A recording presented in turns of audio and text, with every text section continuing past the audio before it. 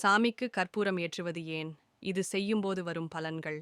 சாமிக்கு முன் கற்பூரம் ஏற்றி, அதை பார்த்து நமது வாழ்க்கையிலும் இறைவனின் ஒளி வரவேண்டும் என்று வேண்டும் என்பதற்காக, கற்பூரம் முழுமையாக எரிந்து சாம்பலாகிவிடும். இதன் மூலம் மனிதன் தன் அகந்தையை விட்டுவிட்டு, முழுமையாக இறைவனுக்கு சரணாகதி அடைய வேண்டும் என்பதை குறிக்கிறது. தீயின் ஒளி இறைவனின் ஆற்றலை மற்றும் ஞானத்தை குறிக்கிறது.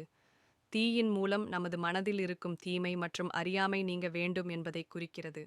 நாம் இறைவனிடம் எல்லாவற்றையும் அர்ப்பணிக்கிறோம் என்பதற்கான அடையாளமாகவும் இது விளங்குகிறது. கற்பூரம் ஏற்றுவது ஆன்மீக வளர்ச்சிக்கும் மனதிற்கும் உடலுக்கும் பயனுள்ளதாக இருக்கிறது.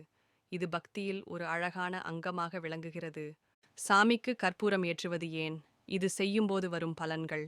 சாமிக்கு முன் கற்பூரம் ஏற்றி, அதை பார்த்து நமது வாழ்க்கையிலும் இறைவனின் ஒளி வரவேண்டும் என்று வேண்டும் என்பதற்காக, கற்பூரம் முழுமையாக எரிந்து சாம்பலாகிவிடும். இதன் மூலம் மனிதன் தன் அகந்தையை விட்டுவிட்டு, முழுமையாக இறைவனுக்கு சரணாகதி அடைய வேண்டும் என்பதை குறிக்கிறது. தீயின் ஒளி இறைவனின் ஆற்றலை மற்றும் ஞானத்தை குறிக்கிறது.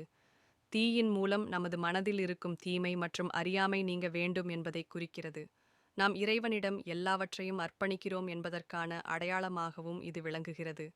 கற்பூரம் ஏற்றுவது ஆன்மீக வளர்ச்சிக்கும் மனதிற்கும் உடலுக்கும் பயனுள்ளதாக இருக்கிறது. இது பக்தியில் ஒரு அழகான அங்கமாக விளங்குகிறது.